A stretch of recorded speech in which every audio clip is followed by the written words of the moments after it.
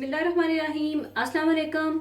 आज मैं एक अरेबिक डिश फलाफल बनाना सिखाऊंगी। यूं समझ लीजिए कि फलाफल एक पकोड़ों की ही किस्म है। तो फलाफल बनाने के लिए आप ले लीजिएगा चने 1 कप। इन्हें आप कम से कम 5 से 6 घंटे के लिए पानी में भिगो लीजिएगा। और यहाँ पर मैंने चनों को सारी रात भिगोने के बाद इनका पानी निकाल दिया था। और दलिया ले लीजिएगा 2 टेबल स्पून, जिसे आप आधे घंटे के लिए पानी में भिगो लीजिएगा और फिर इसका पानी निकाल दीजिएगा। और सफ़ेद तिल चाहिए होंगे 1 टेबल स्पून, जीरा पाउडर 1 टीस्पून, नमक हस्बे ज़रूरत, कुटी काली मिर्चें 1 टीस्पून, कुटी लाल मिर्चें 1 टीस्पून, और बेकिंग पाउडर जाएगा 1.5 टीस्पून। और बेसन ले लीजिएगा 2 टेबल स्पून। इससे क्या होगा कि फलाफल में एक अच्छी सी बाइंडिंग हो जाएगी। और बारीक कटी हरी प्याज 1/2 कप, आम नॉर्मल प्याज छोटी 1 अदद बारीक काट लीजिएगा। हरी मिर्चें 4 अदद, इन्हें भी बारीक काट लीजिएगा। और इसमें रफली कटा हुआ लहसुन जाएगा 4 जवे। और पार्सले बारीक कटा हुआ 1/2 कप, या इसकी जगह आप हरा धनिया भी डाल सकते हैं।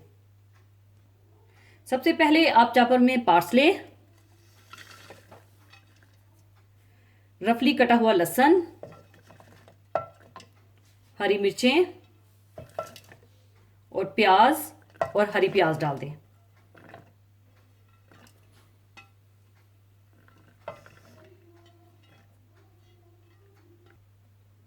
और इसमें आप डाल दें दलिया, जीरा पाउडर,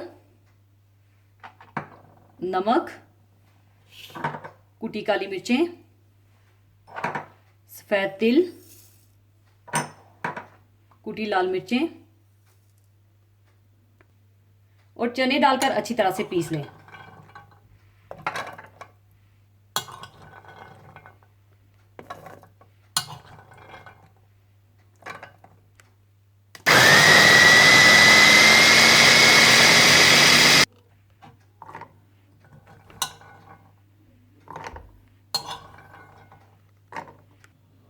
अच्छी तरह पीसने के बाद अब इसे मैं दूसरे बर्तन में शिफ्ट कर दूंगी।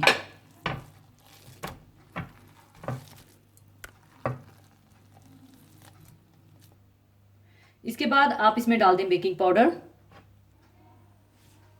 और बेसन, और इसे अच्छी तरह से मिक्स कर लें।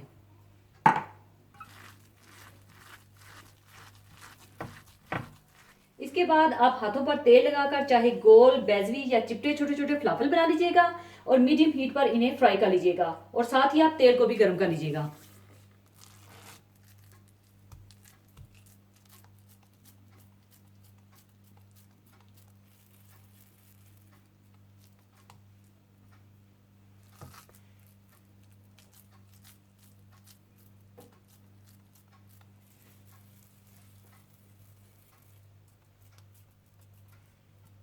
और इसी तरह से आप सारे फलाफल बना लें। फलाफल के बाल्स बनाने के बाद आप इन्हें डीप फ्राई कर लें। और अगर आप हेल्थ कॉन्शियस हैं तो आप इन्हें ओवन में भी बना सकते हैं। पहले ओवन की ट्रे को तेल से ग्रीस कर लें और ऊपर चिपटे फलाफल बनाकर 180 डिग्री पर रखकर दोनों तरफ से 15-15 मिनट के लिए बेक कर लें। और मैं अब इन्हें डीप फ्राई कर लूंगी।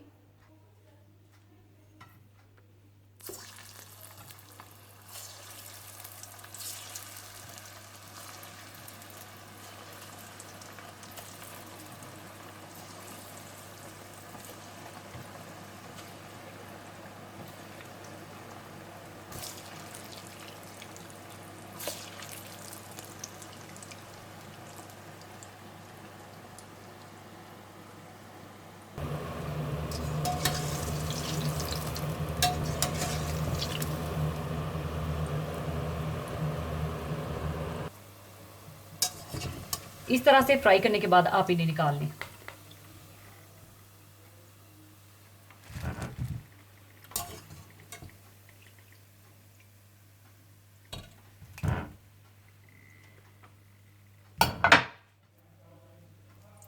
और इस तरह से आप बाकी फलाफल भी तल लें।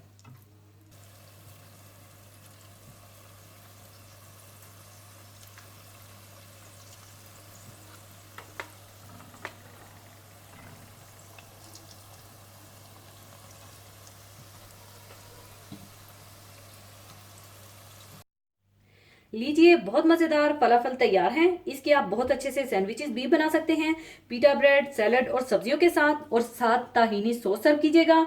और पीटा ब्रेड और ताहीनी सॉस बनाना मैं आपको सिखा चुकी हूँ, और अब मैं पीटा ब्रेड में इनके सैंडविचेस बनाऊंगी। और इस तरह से आप इन्हें दो दो हिस्सों में काट लें और सैंडविचेस में लगा लें।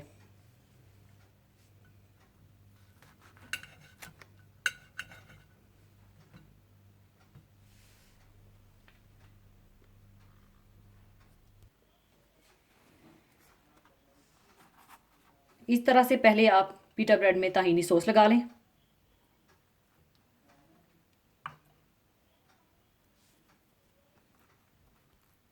और आप चाहें तो साथ हरीसा सॉस भी लगा सकते हैं, जिसकी रेसिपी मैं आपको दे चुकी हूँ। और साथ आप अपनी मर्जी का सैलेड डाल लें थोड़ा सा।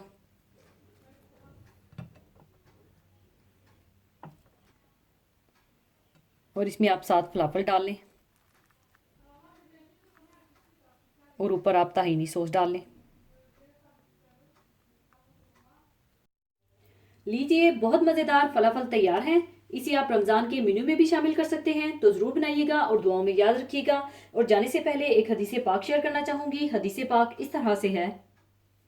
हज़रत अब्दुल्ला बिन मसूद रज़ी अल्लाह ताला अन्हो से रवायत है कि रसूलुल्लाह सल्लल्लाहु अलैहि वसल्लम ने इरशाद फरमाया कि सूद अगरचे कितना ही ज़्यादा हो जाए, लेकिन इसका आखिरी अंजाम किल्लत और कमी है। इस हदीस में आखिरी अंजाम से मुराद आखिरत का अंजाम है, यानी जो लोग सूद के ज़रिए इस दुनिया में अपनी दौलत में इजाफा कर रहे हैं और यहाँ वो लखपति और करोड़पति हो गए हैं, आलमे आखिरत में वो बिल्कुल मुफलिस और कोड़ी कोड़ी के मोहताज होंगे, और उनकी ये दौलत उनके लिए वबाल और अजाब होगी। जैसा कि अल्लाह ताला ने कुरान पाक में और रसूलुल्लाह सल्लल्लाहु अलैहि वसल्लम ने अपने इरशादात में इतला दी है। अल्लाह ताला एक जगह इस तरह इरशाद फरमाते हैं, अल्लाह सूद को हमेशा घटाता है और सदकात को बढ़ाता है। यानी सूद के माल में बरकत नहीं होती, बल्कि असल माल भी ज़ाया हो जाता है। सूद से बज़ाहिर माल बढ़ता दिखाई देता है, लेकिन हकीकत में घट रहा होता है। जैसे किसी आदमी का बदन वर्म से फूल जाए और वो बीमारी है या क़याम मौत, जबकि सदकात से मालूम होता है कि माल में कमी हो रही है, लेकिन हकीकत में वो बढ़ता है। जैसे किसी मरीज को बीमारी से पाक साफ करने के लिए उसकी आंतों को साफ किया जाता है, जिससे इसकी सेहत में बेहतरी वाक़या होती है। सूदखोर लोग इस हकीकी राहत व इज्जत से बिल्कुल महरूम रहते हैं, जो दौलत का असल हासिल और फल है। इस लिहाज से ये कहना बिल्कुल सही है कि कोई सूदखोर सूदी कारोबार के जरिए ख्वाह कितनी ही दौलत कमा ले, वो दौलत के हकीकी लुत्फ़ व समरा से हमेशा महरूम ही रहता है। इस तरह वो दौलतमंद होने के बावजूद मुफलिस ही है। इसी के साथ मैं आपसे इजाज़त चाहूँगी। अपना बहुत ख्याल रखिएगा, दुआओं में याद रखिएगा। अल्लाह हाफिज़।